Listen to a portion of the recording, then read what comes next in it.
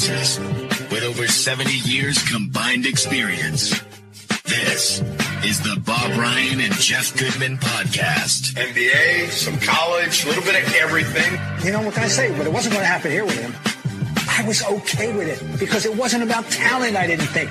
All right, let's get right to it. Well, hey, everybody, it's Gary Tanguay along with Bob Ryan. It is the Bob Ryan and Gary Tanguay podcast. We are driven by FanDuel, the exclusive wagering partner of the CLNS Media Networks. How about these NFL playoffs, man? It is something else. It is time to get on the action with FanDuel, America's #1 sportsbook. What a game that Green Bay game was. Right now, new customers get $150 in bonus bets guaranteed when you place a $5 bet. That's $150 in bonus bets, win or lose. Okay, so I want to get to the Celtics-Denver game on Friday night. And I'll start with a question. Was it a moral victory? The Celtics lost 102-100. Was it a moral victory for Boston? No, that's not my personal idea of what a moral victory is. But it was not a damaging loss, for sure. Number one, you need a loss. You don't want to go 41-0 going into the playoffs. None could be more frightening than that. So that's good. We got the loss out of the way. Right. I'm not facetious. I'm serious. That's the way I think. Not everybody agrees with that. No, I know. Well, and look what happened with the Patriots. I mean, not everybody agrees with that line of thinking, but I subscribe to it. Yeah. All right. Well, number two, you lost to a very good team. I have no problem.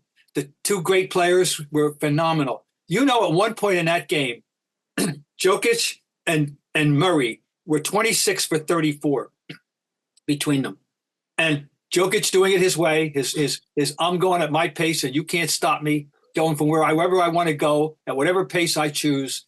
And Murray, just like every great guard we've ever seen, having a night, making all kinds of shots. And he's at the peak of his game, that's for sure. And no, I don't mind losing to them. I would have been much more upset losing the team, an inferior team. But there were things that were there, and once the game was over, I get an email from a fan who I agreed with. The last 4 seconds were a disaster, and the last couple of minutes weren't good. They didn't, and this is the one remaining. Yeah, but about Joe Mazzulla's stewardship of this team is that they aren't good in those situations. They don't have enough of a reliable plan. That was utterly helter-skelter coming out of that timeout at 13. Now, granted, Denver had the advantage of having the foul to give, and Celtics knew that, and they had to factor that in, and they did, and they wound up getting the ball back with 4 seconds to go as a result. But that's the big thing that I take away from that. But in general terms, it took a tremendous effort by two all-star players to beat them, and so I don't feel horrible about it. It was a great game. It was. I mean, it was a great game to watch. The Celtics did not play great, but it was a great game to watch. I want to talk about the final 2 minutes. And because I have a lot of problems with this, in games like this, I turn into a fan and I lose my objectivity. And I always go, well, oh, hell, damn it. Why didn't we win the game? We had the lead, and of course, a lead against Denver means nothing. I remember during the Paul Pierce era where they would rely on him too much. And sometimes at the end of the day, it was just a problem. Now, when Garnett came on board, you started to pass the ball a little bit, move the ball around. Ray could hit a game winner and so forth. But what I saw in the first half was the Celtics were overpassing to me. They were overpassing the ball. And that's something I saw with the 08 team early on. And then you mentioned in the fourth quarter, I'm like, okay, now where's the ball distribution? Now you've got 5 guys on the floor that can win the game for you. Mm-hmm. Where's the ball distribution? Right? So They go to Tatum, and I get it. I mean, he's your best player, but you got to do better than that. I mean, we've seen it. And that's what frustrates me, Bob, about the mentality of the NBA. And it's not just here. You'll see him in the first 3 quarters play so well. And in that fourth quarter, they go to ISO ball. And I go, why? Why? And there are several times that they were searching out the best 3, instead of worrying about getting a basket. Well, and okay. And that point, 3 would have won the game, 2 would have tied the game. I'll take the 2. And I wonder, I don't know. I'm not at practice. I'm not involved. Right. I have no idea. I don't know if any writer knows, frankly, because they don't get to go to practice until they're shooting free throws at the end. They don't know the inner workings of the team the way I was privileged to do literally 50 years ago. Go to practice every day, know the numbers plays, know every play, know who's supposed to do what. I don't see plays anymore with teams. The Celtics would come out of a timeout. They run the 14 play for Nelly. I'm serious. They run the 6 play. They'd run the 1A. They'd run the plays. And I don't know if these guys in those moments, if they go in the huddle and they say, all right, we're going to run the 6 play. We're going to run the 8 play. We're going to run Zoom, whatever we're going to call it. Or whether they just, I don't know what they do. But it doesn't appear that they run plays. I'm not just the Boston Celtics, by the way. This is the NBA. Well, I mean, we saw that with I think we saw that. I don't know if it was so much with Doc, with that crew. But with Brad, he would write up a play and they wouldn't run it. It appeared to be that Brad, he got known for being good coming out of a timeout. And he got a reputation for that. So and I don't know how much, I don't. So it's something. Even Doc has said with other teams, I'll call a play and they don't run it. I don't know. I don't think it was with Garnett, but with other teams, I'll call a play and they don't run it.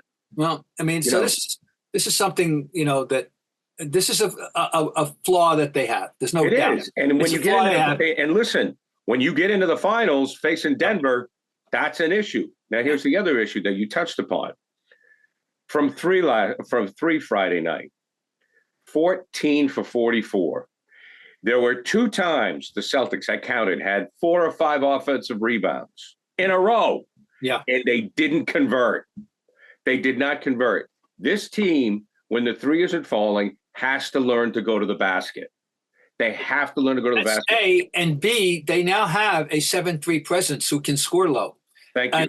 And who, by the way, scored the first 11 points of the game, had 15 in the first quarter and 19 at the half and 2 in the second half, and didn't get the ball. And so I'll grant it, he hit his first threes at 7-3 to start the game, but he also did other stuff. They have to remember now they have that asset. It should be that's a very, and you made a good point. They can put 5 guys on the floor, all of whom were very capable of making the needed shot, and actually 7 if you had either Hauser or Pritchard out there. So this is, I mean, it's not panic. It's annoying. Oh, no, it's just frustrating because I thought they were going to win the game. Yeah, I'm fanboy, Bob. I'm fanboy. No, that's okay. Now, I want to speak to your point about, I'm thinking during that game, often at moments, because I'm a staunch defender of the sanctity of the regular season. I refuse to succumb to the late 20, early 21st century talk show driven dialogue that the only thing that matters is playoffs, and you judge everybody by rings, you judge everybody by playoffs, right. and you put down the regular season. I don't care what sport we're talking about, except that you can bet on it. Well, that game was proof that there's a reason why people pay their big money to go to a regular season game when you've got a really good team, which we have, that's entertaining, and that game was worth the price of admission. That game was worth the price of 2 admissions. No question. It was a great that shows game. You these great athletes playing at a high level. We've talked about it because of the balance of the league and because of the other players like the OKCs and the Indianas, and I know Halliburton got her. All of that. You turn on an NBA, you can pretty much find a good game every night. So I agree with you. These are tremendous players and they're doing great things. And they are the best at their trade in the world. And yeah, I mean, I just get angry when people put down the regular season because the fact is that you got to have reason for fans to have something where you just can't sit around. The only time I will lend credence to that argument is the NHL. And I'm not a hockey guy, but man, I used to talk to Felger. I go, it's like December, whatever. And they're going, icing. I'm going, wake me when the playoffs come, because well, look, having covered the NBA extensively, back in the day, and knowing what a dreary February night can be at times, there's a period of time when it's not, but even then, a great game could break out, and I'm just saying that the regular season does matter, and the regular season is, the fans deserve a show, and boy did they get one the other night, a really, really good show. By the way, talk about Isn't Jokic amazing? I mean, he just moves and never pace. He has one. He gets wherever he wants to go, and he has that nice little tippy toe. It's not a jump shot. It's I don't know what you call it. It's a European flip or whatever the hell he's got. But yeah, he's a treasure. Did you see on Twitter, by the way? Go follow Bob Ryan. It was Celtics at CLNS. Our leader Nick put together a great comparison when you talked about Bird and Jokic. You saw it on Twitter. Yes. And you saw like the Bird passes and the Jokic passes, yes. And it was fabulous. Yeah, well, the over the head particularly, and absolutely, and no, they know the thing. Larry knew where people ought to be. He the smart players, and he could throw to spots like a football guy, the football quarterback throwing a ball to a spot, not to the receiver. And Larry could do that with guys that he trusted. And we could never exaggerate how smart that group of guys were on the floor. And okay. Now another thing I want to get to about Friday night's game that concerned me. I want to talk about Jamal Murray. I think Jamal Murray is one of the most underrated players in the NBA because he plays with Jokic. Yeah. And I think he's often forgotten. And you could say 1A. I am not going to say 1 and 2. I mean, Murray's a 1. I mean, not a position. I mean, not a center, but yeah. I mean, Jokic, I get it, is the guy. But Murray's pretty damn close. And I was in awe of the way he played because I felt, well, Jokic is going to get his 35. He gets to where he's going to go. Murray, in that game, Friday night against the Celtics, said, okay, these guys aren't beating us. He kept them in the game. Oh, God. And he's such a wonderful player. I'm sure they wouldn't want to trade him for any guard in the league. No way. I mean, and there's some great guards. I mean, the Halliburton is having a great year. Lillard, all these guys are having great years. A lot of them, but nobody's having a better year than nobody's any better. And that's GA. All right, now he's the new gold standard almost. Oh yeah, I understand. But they still wouldn't trade him. They would. Well, not on this team because he's the perfect complement. Obviously, there's no ego between the two. We heard Murray speak about his teammate who lost his coach. The assistant coach with Golden State, who passed away in his sleep, who had coached Jokic in Serbia. And Murray spoke eloquently about that, how they were so close. I mean, we all know chemistry, Bob. There's only one ball. And, by the way, if we play my Bob Ryan's U.S. versus International All-Star game, Murray is starting guard on the other team. Canada? He's a Canadian. Yeah. I mean, I'm a huge fan, and I just don't think because of Jokic, I get it. But I'm sitting there and I'm watching this game and I'm going, and you're right about the 5 guys, right? I mean, the Celtics need to distribute the ball at the end of the game, but I'm thinking, okay, Tatum and Brown had bad shooting nights. I'm not going to fall off the cliff. It happens. No. I thought they shot too many threes. We've talked about how they need to get to the basket and use Porzingis in those situations. But boy, I looked at Tatum and Brown in that game, and then I saw Murray and Jokic, and I thought to myself, Jason and Jalen, you still got a ways to go. You got a little bit. You're there. You're almost there, but not yet.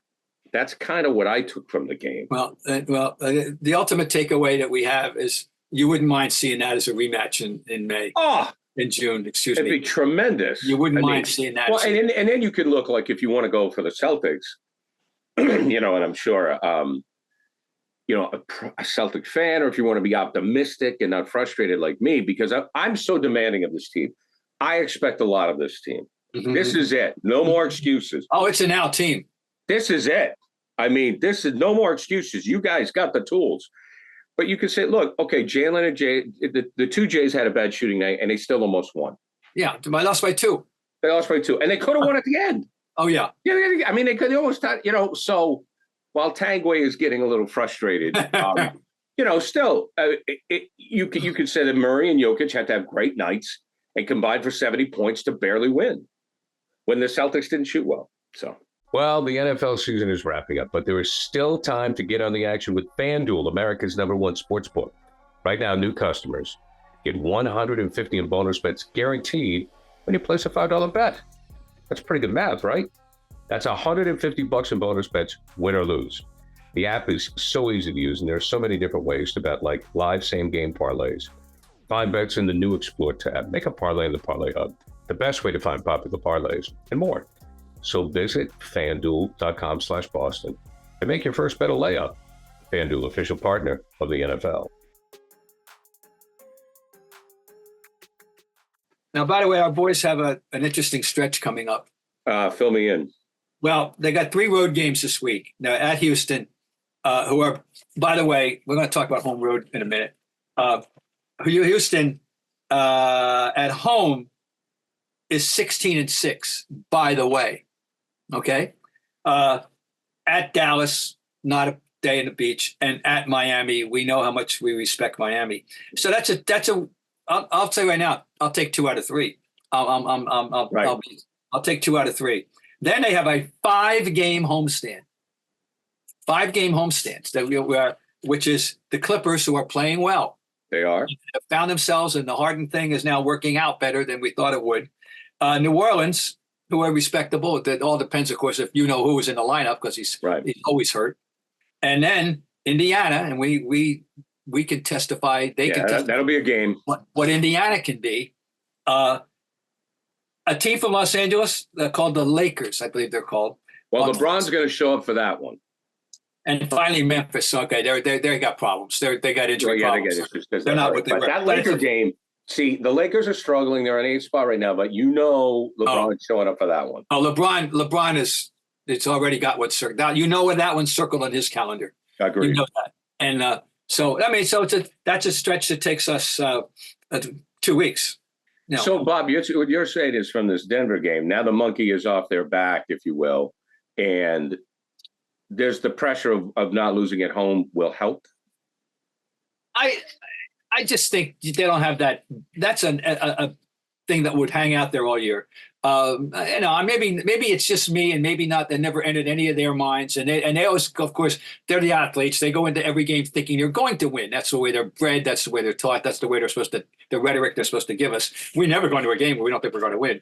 All right, fine. But I just want to have that pressure. They weren't going to go 41-0, but let's get this out of the way. They lost the game to a very good team. It's no disgrace. And we've talked about what we don't like, and it's coachable, it's rectifiable, and we move on. So that's that. But okay. You and I were talking the other day. We're talking about. I'm curious about the home road in this league this year, and I looked up the records of what the home and away records were for each of the Celtics 17 championship seasons. Now, keep in mind that until 1974, there were a bunch of neutrals, new at games. And people will love this. In 56, 57, when they won their first championship, home 24-4, away 11-18. Really? Neutral 9-6. Okay. Then they started the dominance in 59-60, 25-2 at home, 24-9 away, 10-5 neutral. We go all the way up. And of course, you realize there was the 72-73 team that won 68 games did not win a championship because Havlicek got hurt. We're 33-6 at home. And you ready for this? 32-8 on the road. Wow. How's that, ladies and gentlemen? Now, our 07-08 team, our last championship team, 35-6 at home, 31-10 on the road. That's greatness. That is coming every night to play. That is a test. That is exemplary. That is the most road games that they have won since the team that I just told you about, 72-73. Yeah, Hondo got hurt, right. So that's a standard. This team right now is 20-1 at home and 12-9 on the road. And they're in they're in a cluster. There's nobody who's got the most road wins right now? A tie between Minnesota and OKC. As we speak, they've got 13. They're 13-9 Minnesota, 13-8 or OKC. The Celtics, Philadelphia, Knicks, and Miami all have 12 road wins. Okay, New Orleans has 12 road wins. They're interesting. They're 13-9 at home and 12-9 on the road. So that's respectable for them. There we go. And of course, I love the symmetry though of Detroit. Their symmetry is beautiful. They're 2-19 at home and 2-19 on the road. So they're very well balanced. On their roads. But anyway, what I'm saying is this is not a great road team yet. Well, it sounds the league is not. The league is not a great road team. It's a lot of 500-ish or a little around it. Yeah, well, there's too many excuses, Bob, in my opinion, to sound like an old man here. There's too many excuses. We're on the road. It's the second night of a back-to-back. We're on the road. Oh, yeah. Some guys sit. Load management. Oh, God. Load management has an impact on it, you know. So I agree. I think there's sort of an excuse for being on the road, which didn't exist in years past. I'll tell you, I just think that we really need to look back and appreciate how good 07, 08 that team was. And I know that Doc, I looked this up, and it's I know this sounds like an outlandish statement, but I really believe it. You can make a case that out of 82 games, they were out of one game all year, where there was not a chance with the fourth. They were going to win that game in the fourth quarter. They lost a game at home to Miami in December of 07 by 18, and that was the one game. Every other loss was salvageable. Every other one was conceivable that they could have found a way to win the game. They weren't blown out, and then of course they were 35-6 at home. So we got to really salute, in the history of the Celtics, and we all glorify. My generation glorifies the 50s and 60s guys and the 70s guys and all the great names. But you've got to give that big three, that Garnett, Pierce, Allen crew. That was just a season for the ages. Really a wonderful year. Absolutely. How about that 86 season when they lost one? Oh yeah, 86. Yeah, that's a good question. 85, they were 40-1 at home, 27-14 on the road. Really? Which is very much in keeping. The year before, they were 29-12 on the road. And they were 84, when they won in 84. They were 33-8 at home. They were 62-20. They went 33-8 at home, 29-12 on the road. 27-14 and 80-81, the Birds' first championship. And there we go. So another good year, 64-65, they were 27-11. But the neutrals blow my mind. The people today won't understand. Here's how many they played: 15 neutral games in 57, 14 in 59, 15 in 60. And that was like Augusta, Maine, Providence, Rhode Island. And then but the double headers, New York, Philadelphia, Baltimore. Oh, right. And we hosted double headers we were one of the double header cities. One of my favorite nights ever in the Garden for history. And is that the 76ers were playing the Sonics in the first game of a doubleheader, and Wilt went for 52, which is no big deal for Wilt, but he also missed 22 free throws, which is the record. He was 8 for 30, and he still had 52 points. Because he went out with Russell. So, double headers were that's the way. Did you say the Sonics? Yeah, this expansion Supersonics. What was their first year? 66? 66, 67. This was in December 1st, 1966. Okay. Went for 22 field goals, 8 free throws, 8 out of 30 from the. I didn't know this. I thought the Sonics came in later than that. Yeah. Our good friend Willie McDonough, the late great, his son Ryan McDonough, we know, has had an esteemed basketball career as a manager with the Celtics and with the Phoenix Suns. But on NBA.com, I thought it was very interesting because they teed him up for a question, and this is where headlines kill me. The headline was on NBA.com, and I'm paraphrasing, like, what can the Lakers and Suns do at the trade deadline? So I thought, this looks interesting. Oh, it's Ryan. Okay, we all know Ryan. Okay, what's he got? And Ryan basically kind of said, and I'm sure, I don't know if Ryan was like, not much. But he spelled it out. I mean, you guys should really watch. He spelled it out. He went through all the players on the Suns. He knew all the salaries on the Suns. He knew all the salaries on the Lakers. And because both teams are so top heavy, they can't do a lot. So the question is, have the Lakers and the Suns shown you how not to do it? Well, this is a risky run when it's not endemic to those two teams or to this sport. But putting too much money or excessive amount of money in the hands of too few people, whether you're talking about a pitching staff or you're talking about a defensive line or whether you're talking about the first line in hockey, you have to really be careful. This is why judicious general managing in that regard is and cost effective approaches are important. Yeah, I understand. The Suns are clearly. I mean, I've been saying all year. Once you get past Booker, who by the way had 52 points the other night, and Beal and Durant, many of those bench guys are in the federal witness protection program for basketball players. Right. How are these guys?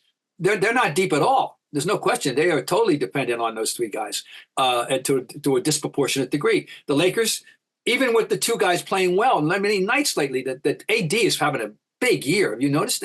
Nobody's talking about it. AD is putting up numbers all the time, every night. And LeBron is still capable of putting up big numbers. And then after that, you draw a line. Who's going to step up next? Who's the next? Who's the third guy? The answer is, yeah, I understand. This is a risk. You run that risk. And then you have guys that, and I'll give Tom Brady, it's documented, guys that understand the big picture and aren't greedy, right, and want to be paid, but fairly, and they want to win, and they understand that I don't need to take all the money. I need teammates, and he proved, he set the standard, and I don't know how many superstars are even close to that. Well, yeah, or you have to have owners like Golden State when they had KD. I mean, the Golden State owner was more than willing to go over the cap and pay all the fines, but it's an exorbitant fine. I mean, it's a lot of money. So it's going to be interesting. The way I look at those two teams is if they're healthy at playoff time, we'll see what happens. Yeah, right. Well, the West is gone. Oh, yeah, it's gone. That's true. That's true. But I'm just watching the Lakers. I mean, not watching them, but following them far. It just seems that every night it's just those two guys, and then you don't know who the rotating third guy is. So that's the team they have. But that's a very astute. Ryan Hingham Masters' own Ryan McDonough. Yeah, check it. It's on NBA.com right now. He breaks it down, and I mean, I can't even try to replicate what. By the way, since you brought up Ryan. Earlier, the month of January was the 20th anniversary of his father's death. Really? And that's a very quick 20 years in my mind. It's hard for me to believe it's been 20 years. We deal in a lot of superlatives and a lot of big statements in life and all rocks, and this and never that, and there's never going to be anything like Will McDonough in Boston sports journalism. There was a certain entree ability that he had that none of us have ever had. That there's something that he connected with those jocks, and I mean whether they were players, coaches, or front office people, in a way that no writer in my 55-year experience in Boston journalism has ever done, and he was remarkable. I'm just glad he played for our team. I hate to have played against him if I were the Herald or the Ledger or anybody else. I'll tell you that. So my thoughts go out to Ryan and his family, with the boys. Well, the Will McDonough story that I love is, and it was either you or Shaughnessy. I mean, that globe back when people went into the office. Yeah. You, McMullen, Shaughnessy, Ryan, McDonough, Leigh Montville. The list goes on and on. Franny Rosa, Kevin Paul DuPont, Borgie. I mean, all you guys. The phone would ring and it would be like, Al Davis, and it'd say, hang on, I'm talking to Red. I mean, tell Al, tell Al I gotta go. I tell Al I'm coming back. I'm talking to Red. My cubicle was next to his for many years, and my favorite part of the year was when the playoffs came in football, and Willie always did a preview stories, on the teams that were in the playoffs, and he did it by calling up the general managers of players, teams that played against them to get their evaluation, and he could use it among other things. And I can still hear him with guys. He got on the phone and you talk about Al Davis. I'll give you another Al Davis story in a minute. And it's, hey, how's that juggernaut of yours? And I loved hearing I only heard the one side of the conversations, but they were priceless to hear. Sure. Also, I heard him one day. He didn't get along with Billy Sullivan at all. And Billy, they hated him. Right. And I actually heard this out of one day when he said to Billy Sullivan on the phone, he said, when you die, I'm going to be on a long list of people waiting to stand and piss on your grave. So, but that was one thing. That one aspect. Al Davis, when I first, in 1976, I was covering the baseball meetings in Los Angeles, and the Celtics, Patriots were playing the famous game against the Raiders in Oakland. And, wow. And I was sent up to do a sidebar. I hadn't been to a game all year. I had not been to a game. Was that the one where Millen hit Sullivan? No, that's the one. That's the 70. That was later. Roughing the passer. That's the Ben Bryant game. Yeah. So I had to get Al Davis for a preview story or something. And anyway, my entree was to the secretary. I'm a friend of Will McDonough's, and Al picked up the phone right away. Oh yeah. I was a friend of Will McDonough's. That was all the only entree that I needed with Al Davis. But he was friendly with. I mean, he played racquetball with Red. He was very friendly with Joe Cronin. He was very. I mean, and of course Parcells. They were like. Yeah, they were buddies. Yeah, they worked together. Well, I mean, you could go back to, and we're getting off the NBA topic. Yeah, we are. Here. That's all right. I'll say one more thing. You know, maybe this is an overstatement. I don't know. The success of the AFL and the success of pro football in general had a lot to do with Will. Well, I think because he was the first real pundit that would come out. I mean, first of all, he made all you guys a lot of money by being on TV first. Okay, by going on the NBC thing. But like the AFL, I mean, I would think, like he was tight with Davis and stuff. And I had heard he had job offers to go to work for teams. But, I wasn't around then. But, to have somebody about Willie in an AFL city, I would have thought was very beneficial to the conference, to the league. Yeah, I'm sure it was. No, he had a clout that extended, definitely had tentacles, no question. Yeah, there's no doubt about it. So anyways, Ryan, check it out on NBA.com. Yeah. Ryan spells that out for you. Okay, final thing here. Udonis Haslem had his number 40 retired by the Miami Heat. Udonis Haslem averaged 7.6 points per game, 6.6 rebounds per game. I love the fact that this guy's number is being retired. Now, people in Boston or elsewhere have said that the Celtics should be criticized by having so many numbers up there, right? And I understand it. I mean, I see the point. But when I saw Haslem, I was like, good for them. It reminded me of Nelly's number going up. Somewhere Big Jim Luskatoff is smiling. I just thought it was a good gesture by the Heat. Udonis Haslem spent his entire NBA career in Miami. It began in 03-04. After his first year out of college, he went to France. Since 2014-15, since then, at age 34, here is his games per year played. You ready? 37, 16, 14, 10, 4, 1, 13, and 7. They kept him in uniform as a 12th man for 8 years because of his contribution off the court and his right. mentorship. They felt that 12th spot was important enough, and to keep it for him. It will never. So he retired at age 42. We'll never see anything. Obviously, that was a unique circumstance to them. Good for them is right. He was part of the fabric of Miami basketball for over 20 years. And I go back. I remember, he was when seeing him in the NCAA tournament in 2000. Right. Hughes, right? He played a great game as a freshman in a losing effort against Michigan State in the 2000 finals, and that's how far back it goes. But good for them. I think it's wonderful. So, who was the next Celtic number to go up? It's a good one. Well, we obviously we know eventually that we got guys now. We know that. Oh, sure, we got guys. Yeah, now. But I don't think who's been left out. The standards they have, they set they lowered the bar many years ago.